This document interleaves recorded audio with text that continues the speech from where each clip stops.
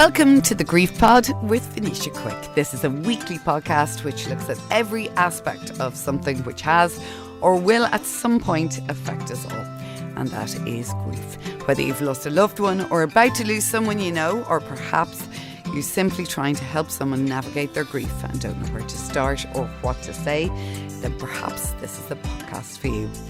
Each week I'll be bringing you different stories and experiences of loss, love, hope and at times humour. Laura Farrington is the founder of Unbrella Wellness and host of the Are You Well podcast. She lost both her parents, her dad by suicide and her mum then a couple of years later from cancer, and she joins me on this episode of the Grief Pod. Good morning. Good morning. Thank you so much for having me. Oh, thank you for coming in. We're going to start, I guess, by talking about your dad. Yeah. You lost him to suicide 10 years ago, just over 10 years ago. Just over 10 years ago, yeah, which is crazy because that decade has gone so fast. Really? So it's because a lot of people were saying, God, it was the longest 10 years. And yet sometimes when people are just looking on, they go, gosh, that flew. I think it flew, but what went slowly is all these changes that happened. Anyone that's gone through grief, you're probably familiar yourself. You go through so many changes after you lose someone close. And I think the suicide piece, it was very tragic. It was traumatic. So my whole life changed after my dad passed away. And when people ask, like, how? Was it the trauma? I'm like, no, like my mindset, my career, my friendship groups, everything changed. And I wasn't expecting that. Well, I think we'll come back to that in a little bit because Yeah. I think that is sort of something that does happen to a lot of people when they lose somebody close to them. It's almost like a reinvention of So yourself. True. Yeah. You know, and I remember talking to somebody once about that, and even about how, like, what clothes you buy, or you sort of change your look without even thinking about it. Yeah. It's like starting to create a new image of yourself or a new life or a new existence. Yeah, a new version of yourself or something. You're just like, it sounds weird. I felt I was kind of born again, but it wasn't a quick born again. It was a good 6, 7, 8 years. My life started to kind of steadily change. But yeah, and you know, with my dad, it was a suicide. So it wasn't just, people think when it's a suicide, it's the day that you're recovering from the actual fact that he committed suicide. And the trauma, the shock trauma of it. Yeah. And it was shocking. He was here one day and he was gone the next, and in the worst possible way. Like, I think everyone dreads that, and no one ever thinks, like, I never thought he would do that. But my dad was very mentally ill our whole lives. So a lot of the recovery with my dad specifically was the 26 years of him living with a mental illness and us living with him with the mental illness. I didn't know what was wrong with him. I didn't know what had just happened, and we didn't understand. My dad had bipolar disorder and he's also schizophrenic. Now, the bipolar disorder, I believe, got him in the end. And for anyone that doesn't know what bipolar disorder is, it's when you get really high highs, and they equate it to being on drugs. Like, you're high, and in those highs he would promise us the world. But as a kid, I thought he was lying. He was like, I'm going to bring you on holidays, I'm going to buy you this, I'm going to do that. It wasn't a lie. That's what he wanted to do in his own head at that time. And his intention was good. But as a kid, I didn't understand that. I thought he was kind of lying or whatever. We used to say he'd fib a lot. And then in the lows, you would be quite suicidal, quite down. And the medication for bipolar disorder, it's called lithium. It numbs you out. And that's why people don't take their medication, because they'd rather feel something rather than nothing. And my dad was bad at taking his medication, and he never really got to the root cause of a lot of his own trauma. And it was a different time. And what would, for somebody that doesn't know, the difference between bipolar and schizophrenia? So schizophrenia is more when you kind of break off into delusion. So my dad would have made kind of a world for himself that wasn't there. I'll give you an example. When he passed away, there was a lot of people that were like, you know, your dad's house in Spain. was he over in Spain a lot? And I was like, he definitely doesn't have a house in Spain. So, but I did spend a lot of time trying to figure that out. And I was like, I would have known. We were his kids. And another one was that he was kind of captain of a basketball team. And I was like, no, that's definitely not the case. And again, he wasn't lying. It was delusions, right? He believed that. A part of him believed that that's what was going on. And so the two mixed together is a tough combination, especially for him. He was navigating a lot, you know, the incredibly high highs, the incredibly low lows. And he would have those moments where he was very lucid. And when he was lucid, he got confused. He was like, what's going on? You know, what have I said? What have I done? So, yeah, I have nothing but compassion for anyone suffering from a mental illness. You know, I've lived with it for a long time, and it is so tough. I really have nothing but compassion for it. It's, as we were talking before, it's a layered thing. It's not simple black and white. It's so dark in ways, and it's deep, and the services we have out there they're okay, they're not great, but we're seeing a lot of progress in that area, I would say. And I think probably for your dad, had that the limited services there are, had they been there perhaps when he was younger, the outcome might have been different. I think about that so much. I think I have nothing but compassion for him. My dad grew up in the 50s in inner city Dublin. Like, what a tough time to grow up, regardless of not having a mental illness, of having a mental illness or not. So throw that in on top of it. It was a completely different time. There was like 9 kids. They were in this 1-2-bedroom house, and he went through a lot, and that is his story. But none of that was ever properly addressed. It was medicated, but it wasn't addressed. And I just think in today's world, there is a lot more out there. I know people are unhappy with the services, but when I compare it to what my dad had as an option, I think he would have got on a lot better today. And he might still be with us. And go back to that day when he did decide to take his own life, and because you were away, you were supposed to meet him. I was supposed to meet him. So I suppose if I'm honest about it, I was supposed to find him. But I was delayed on a flight coming home from an incentive trip. I was away with work. I was in this corporate job. I brought my mom on this incentive trip, and the whole trip was, God, it was a 5-star trip, and it was amazing, but I didn't enjoy it at all. I had really, really bad anxiety, crippling anxiety the whole trip, didn't sleep. And I remember my mom going like, what is wrong with you? And I was like, I don't know. Now, my dad had been messaging me during the trip, but nothing out of the ordinary. Sometimes I'd get messages from him and they'd be confused. You know, spelling would be all over the place, and I wouldn't understand what he was trying to say. But that was not out of the ordinary. So I get home and we're on the air coach, and we're actually by his house when my brother rings off his phone, and he said, you know, Dad's passed away, and he didn't tell me how. And, you know, we jumped off the air coach, ran to his house, and there was police everywhere. There was, the neighbours were all out in the street. The policeman stopped me at the gate and kind of told us what had happened. He was like, your dad's after taking his own life. I suggest you don't go back there. And I ran back, but they held me back. And they said, don't, you don't want to see that. So at the time, I was angry about that, but now I'm very grateful. You know, it wasn't meant to be me that saw that. Yeah. I think I wouldn't have been strong enough at the time to recover from it. For whatever reason, it wasn't meant to be me. That flight was meant to be delayed.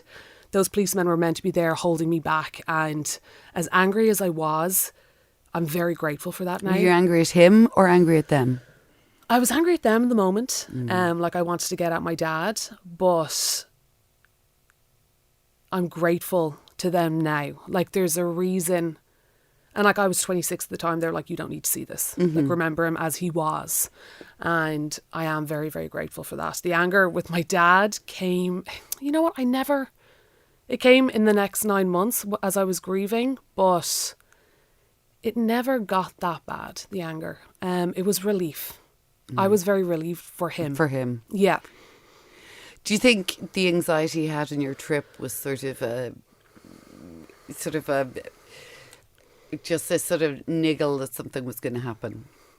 Do you know that way? Sometimes you sort of have a hunch that something's not right. You get a little bit of anxiety and then it comes to fruition.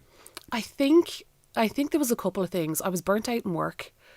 I didn't have any tools to help myself. Like, I don't know, I was in my 20s. I went out drinking when I felt anxious. You know, that way. I had no tools. I had come from an upbringing living with someone with a mental health issue, and those that have done that will relate.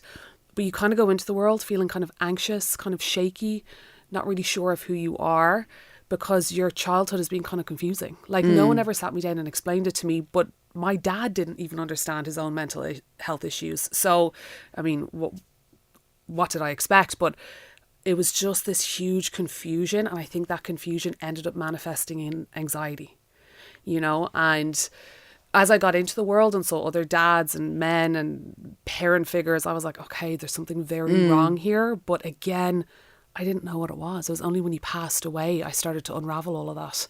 So I had been anxious anyway. The trip, there was something wrong on that trip. It could have been that. I think about that a lot. I was like, why was I so anxious? Like, why was I so bad? I could not enjoy it whatsoever. And then it kind of came to a head at the end. And it just felt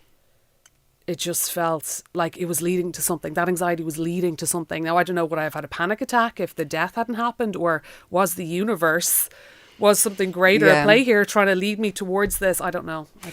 With suicide, I always think it's just so much more difficult than losing somebody, and I don't want to say in the natural way, but, you know, when somebody's had an illness or somebody dies in an accident, it's horrendous. Like, there are, you know, it is horrendous. Losing anybody is horrendous. But when somebody chooses to take their own life, there's that extra layer, because I always feel there's an element of guilt involved for the people left behind. Totally, there's guilt. There is a lot of guilt. There is very little support. I mean, I've gone through two deaths, one a cancer, one a suicide, and the suicide, everyone runs away. Like, I remember texting friends, family, going, have I done something to you? Like, is everything okay? Where is everyone?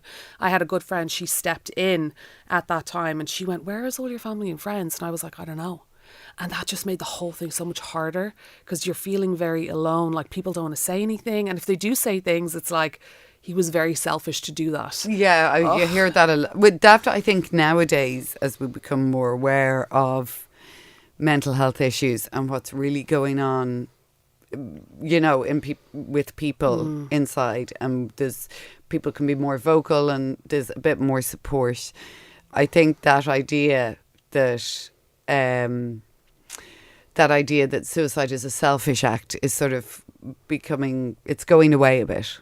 It is. There's a much kinder conversation around it, much more compassion for people. But I never felt, ever in all of this, what a selfish thing for him to do.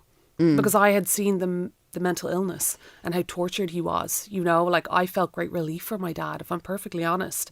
I remember walking home that day and I was distraught. I was traumatized. But there was this feeling of relief that I didn't feel with my mom. I felt it for my dad. I was like, he is free from whatever that was. Wherever he is gone, whether it's just in the ground or somewhere bigger, he is free from that. And that gave me such peace.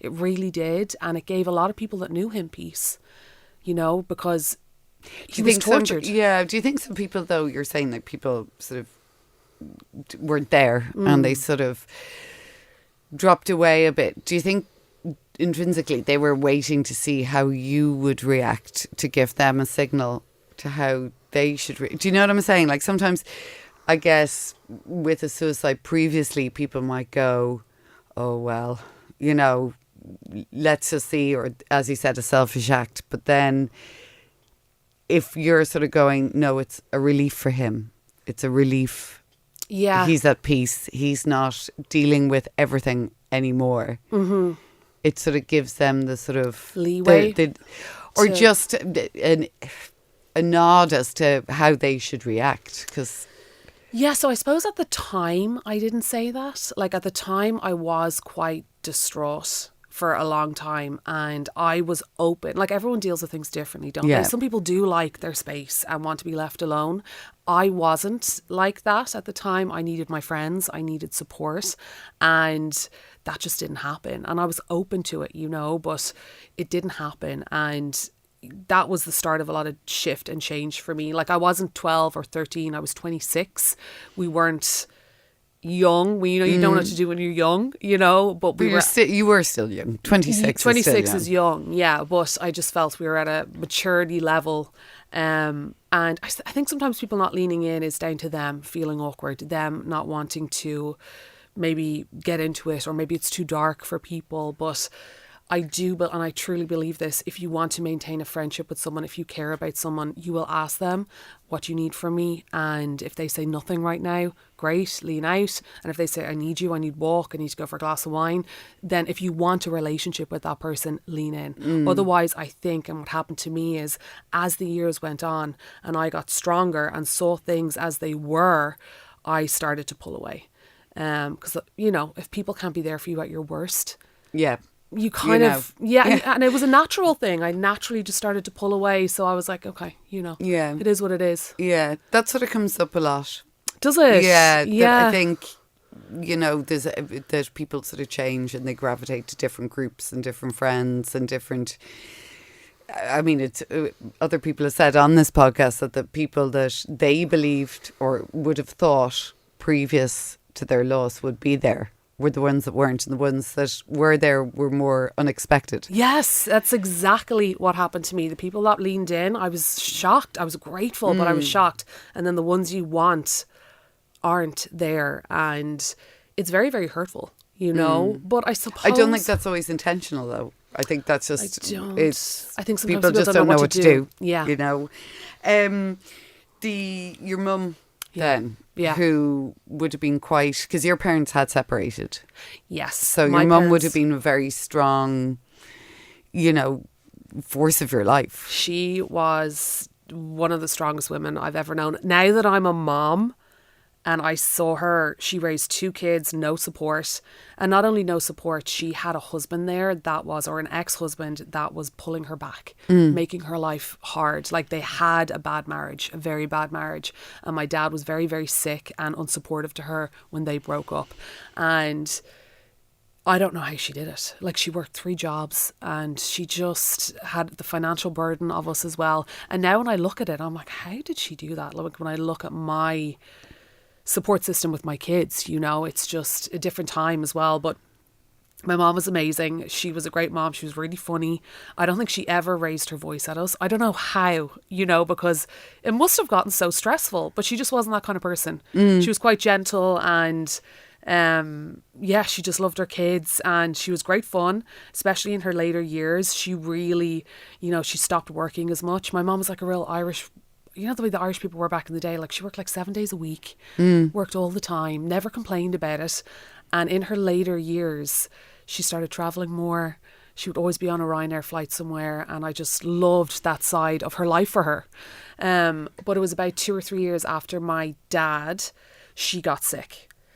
And she had bowel cancer and then bone. So when she was diagnosed, she was stage 4 colon, stage 1 bone. But she told me it was all fine. And Venetia, I had this thing in my head where I was just recovering from the suicide. I'd met like my now partner, George. I was in a really good place, set up the business. My life again had changed, but it had changed for the better. So as that's important to say, it had changed for the better after my dad. And she got sick and I just didn't believe it was going to happen twice. Yeah, I literally thought, you sort of feel you've got your pass. Yeah. I was like, that's my bit done. It's someone else's turn for a trauma. I never believed that she was going to get so sick she would pass on. But so I looked after her for the year. I always get a bit emotional, always talking about my mom, but I looked after her for that year. And, I had, this bit makes me emotional in a good way, but I had met my partner, George, about a year after my dad. We'd been together about 2 years when she got sick. And I gave him the opportunity to leave. He was young. And I said, you don't have to be here for this. Like, it's the start of our relationship. You can go. I don't expect this off you. And he stayed, you know, he's still there. Wow. He's the most amazing dad, partner. And I'd been used to men, because my dad, that would abandon ship. walk So I away. gave him Yeah, that the opportunity. I was like, you can go, but he didn't.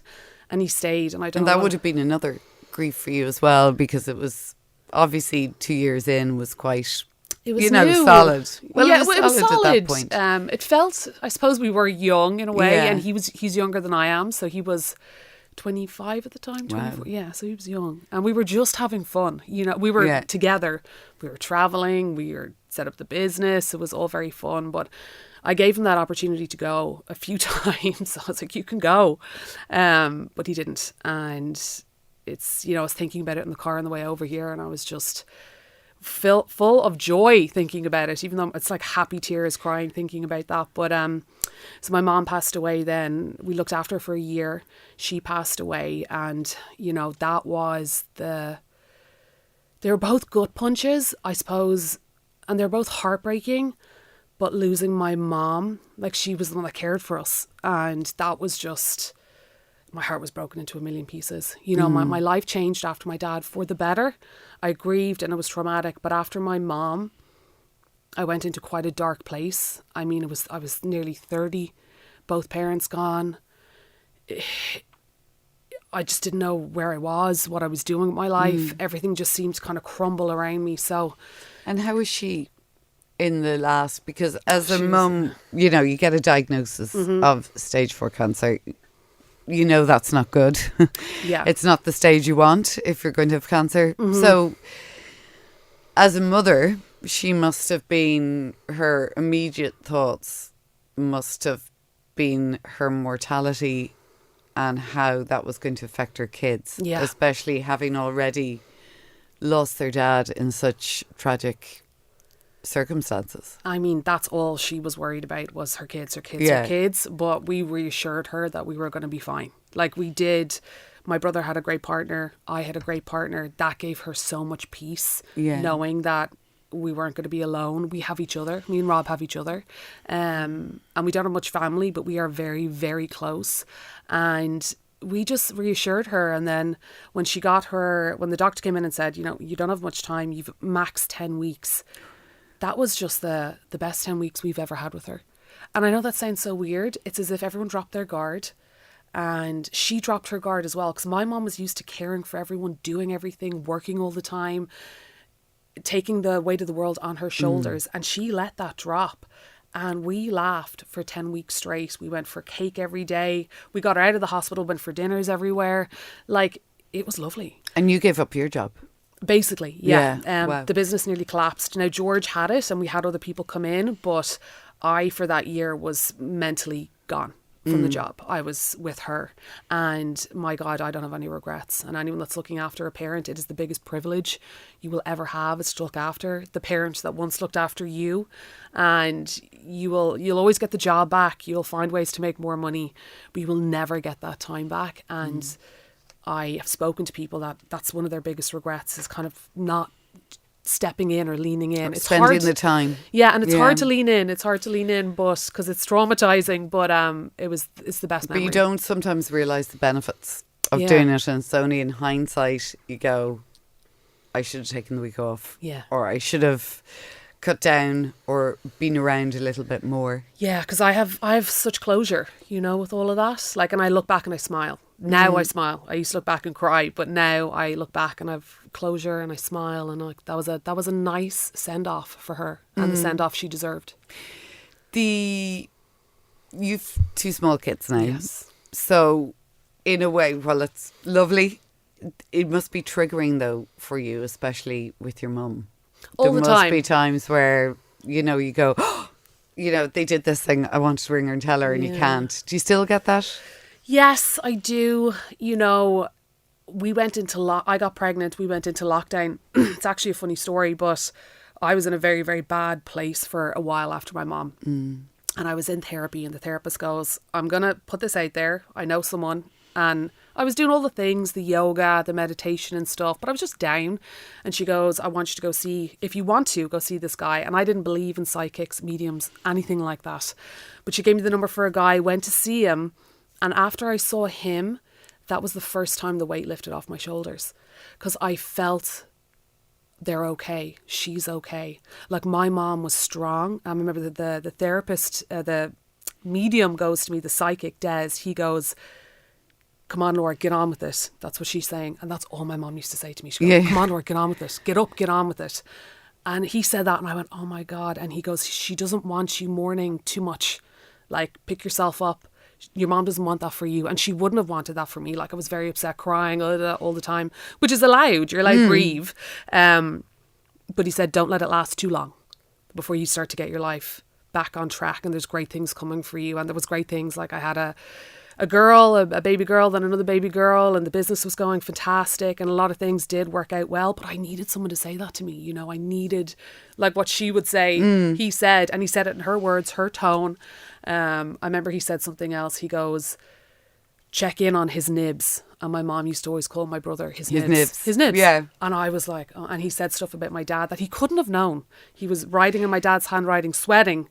And I was like, oh my God. So it's weird, isn't it? The whole psychic thing, because it's a sort of, you know, I remember going to one once, and it was something I never would have. Yeah. I'd have been, you know. Yeah. And and there's people who totally don't buy into it at all. Yeah. I'm on the fence, I have to say. I'm in now.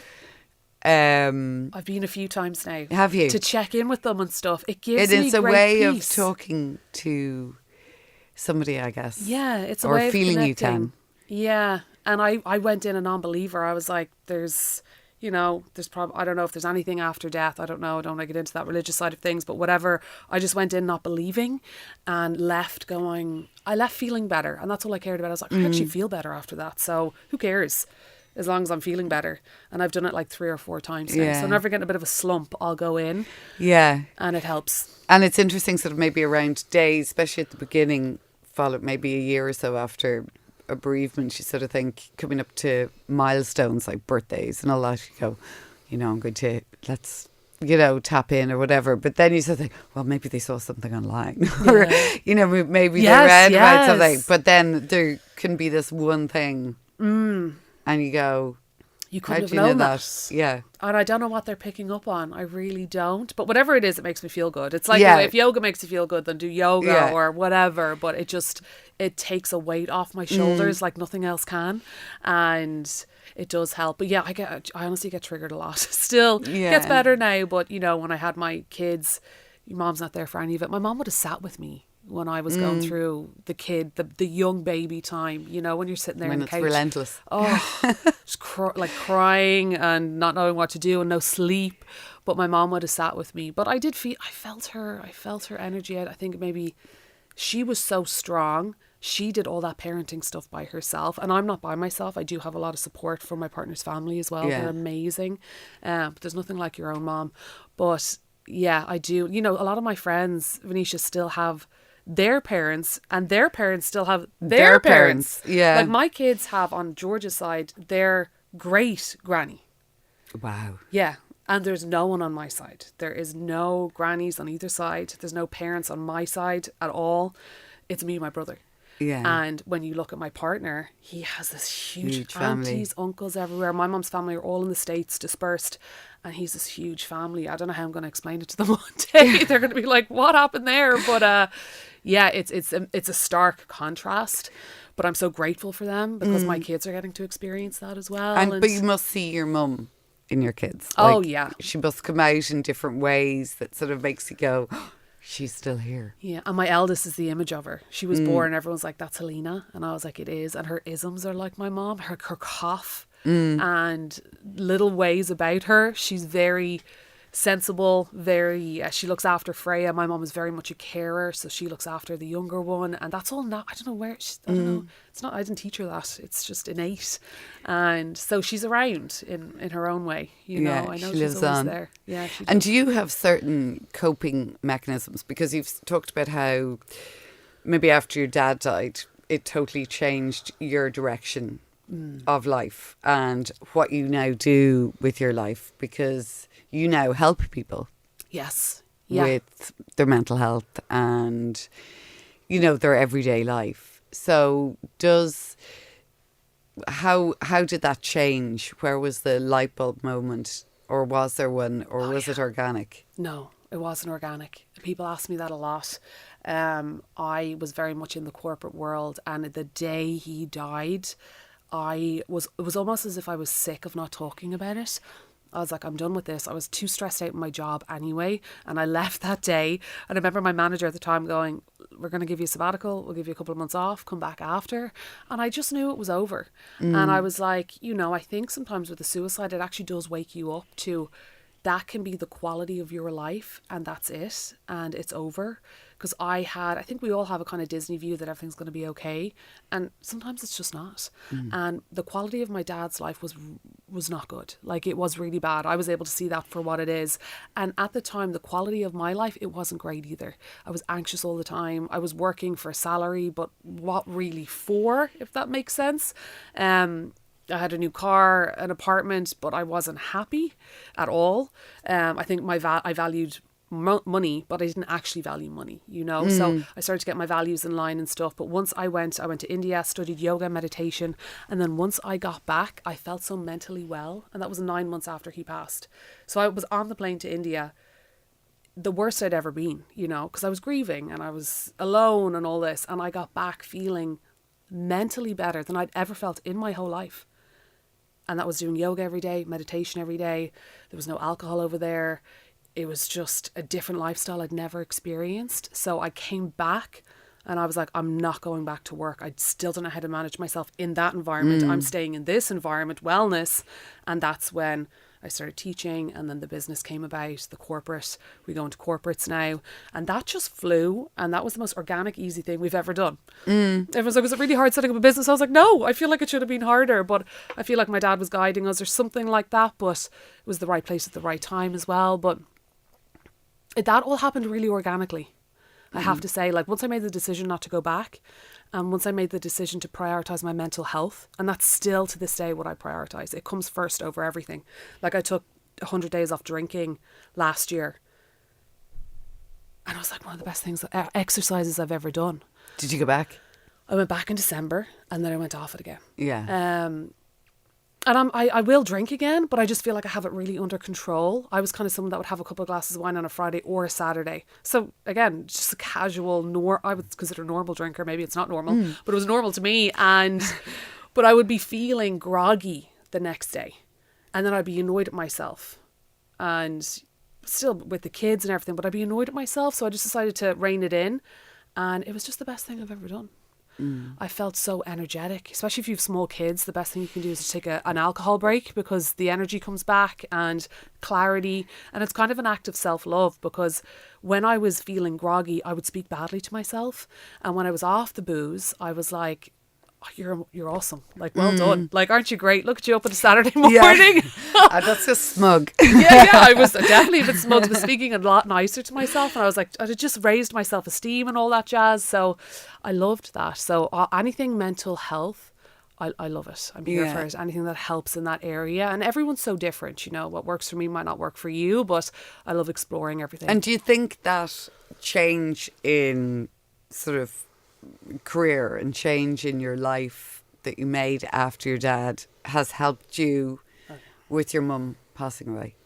100%. Like, this might sound weird to people, but I'm very grateful that my dad passed away first, so that when my mom got sick, I could be there. Like, be there in fully, terms of not physically, mentally be there and be strong and not crumble. I remember crying once. And I remember it scared my mom. She was like, I knew she wouldn't want me around if I was crying all the time, which is fair enough, because she was scared. So I had my cry. I remember going, I'll save this till after she's passed. And that's when I grieved and cried. And during that whole year, if I needed to cry, I would like walk out of the room, because I know it would frighten her. She was frightened about leaving her kids. So stayed strong that year, was able to be present, take time off work, enjoy the times we had together, and not be worrying about what was coming up next. And it was the greatest gift I could have ever given myself. And so now with your own kids, do you think you're different with them than you may have been had she been around? It's hard to know, because she's never met them. Yeah. She's never been there. She's never it's never been a dynamic, you know. I don't know what life is like with her there with them. I think she would have absolutely loved my kids. I think she would have adored them. I think certain parts would have been easier for me if she was there, just in terms of help. But yeah, I think my mom really taught me unconditional love. Like, my dad dying changed my life, changed my career. It just so much change after my dad. I really learned like mental health is everything. Like, he did teach me that in his own way. And then my mom, I kind of learned unconditional love. Like, on her deathbed, about 2 weeks before she died, she said, "Laura, don't work so much." Like, I missed moments with the kids, with you guys, and I felt I had to work. I didn't know any better, but don't miss those moments. And coming from parents that worked 7 days a week, for her to say that to me, it was huge. And I do work, but when I'm with my kids, I'm present. And, you know, like all moms, I go through this thing where I'm like, do I just work 2 days a week? Do I rein it in or whatever? But I know when I'm with them, I'm present, and I love my time with them. I also love my work. But she did teach me that. And like, what a huge lesson to get before you have kids, because it's so hard raising young kids. But I try and enjoy it as much as I can and be present with them and not be stressed and all that kind of stuff. So, yeah, she taught me that. I'm wondering, for people listening to this, and obviously, as we said, you know, after what happened with your dad, the last thing, you know, you would have expect is for your mum. So there's a lot of people listening wondering how you found the strength, I guess, to, and I'm not going to say overcome it, because I don't think you ever overcome it, but how the strength to live every day with that tragedy and that trauma in your life. I think we all need support, even if that support is one person. Like, after my dad, it was my mom that was the support network there, and I had a friend or two. And then after my mom, it was George, you know, and he just didn't let me fall too far. But like, I'll be really honest, therapy really helped me. I did a bit of grief therapy. I'm working on myself all the time. My core value is my mental health, and that even comes above the kids. And people might be like, "Oh, your kids should come first." But for me, it's since my dad passed away, it will always be my mental health, because if my mental health is not good and I'm with my kids, well then, you know, what's the point? Because my dad's mental health was bad and he was with his kids, but Jesus, that affected us in such a bad way. So mine is always mental health. So my kind of whole life revolves around, I don't want to say wellness, it sounds kind of kooky, but it really evolves around me looking after myself and self-care, and that spills into my work life as well. Like, my work life doesn't feel like work because I love it. I live it. And I absolutely love it. But if anyone's struggling out there, I just think therapy is useful. I do see people a lot being like hoping that they're going to get this healing from a yoga class. I'm a yoga instructor. I love yoga.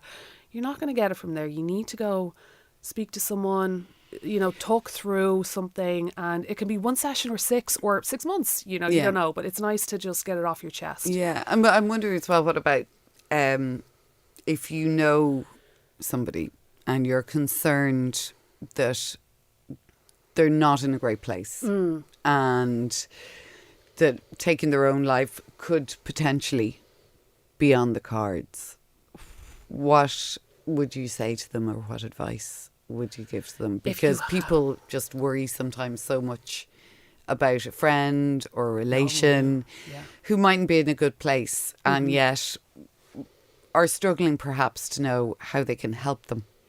It's a tough one, but what I would say is don't ignore them. Lean in. If you love this person, lean in. Is there anything I can do? Do you want to talk? You know, can I set you up with a therapist? But lean in and ask them the question. I think a lot of time is spent people talking to each other about what should we do, but nothing is actually done. Like, talk to that person. Don't ignore them. People feel so alone all the time. Like, I remember my dad's friends talking to me a lot, and I would talk to my dad and he's like, "Oh, I haven't heard from them." And I'm like, okay, well, I would say to them, can you talk to my dad? Like Yeah, he's okay. looking for comfort. He's looking for someone. Go to the pub for a couple of pints, have a chat, ask the question. He's probably going to say, I don't want any help. And if that's what he says, there's nothing you can do. But he'll have known that they asked. you care. Yeah. Yeah. And I think a lot of people just feel so lonely in their mental illness and in their grief, and people in the background, they care. But how are you supposed to know that when no one's asking you anything and everyone's ignoring you? And people that I've spoken to are just saying, yeah, you know, I'm just kind of ignored. No one's there. And that is a huge issue when people are going through something. Yeah. Huge. It's just don't lean in. And if they say, go away, don't speak to me, I don't want you to interfere in this, then okay, fine. That's And then a boundary. maybe try again in a few weeks' time. Yeah. Just checking in. Do you want to go for a coffee? Like, it's those simple things. Me and my dad would meet every Sunday. That was kind of like, I had to have some boundaries there, but we would meet every Sunday, and that was our time to meet, and everyone was well and lucid, and if he didn't feel well, we wouldn't do it.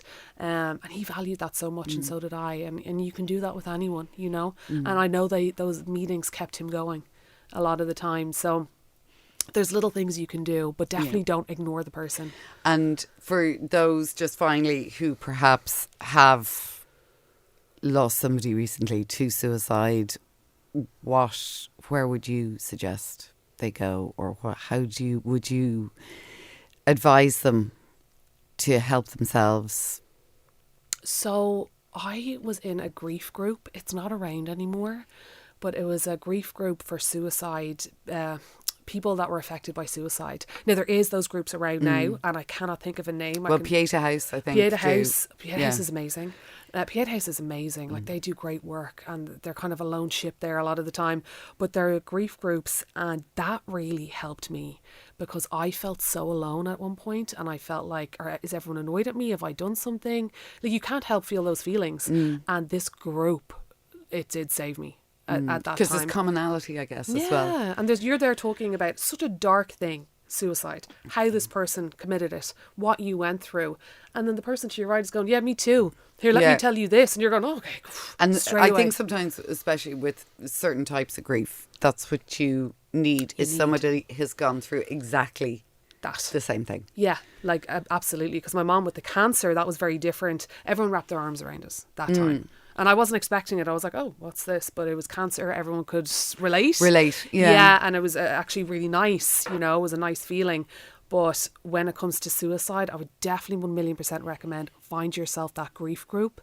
Get in there. You don't even have to speak. I didn't speak for the first 3 weeks.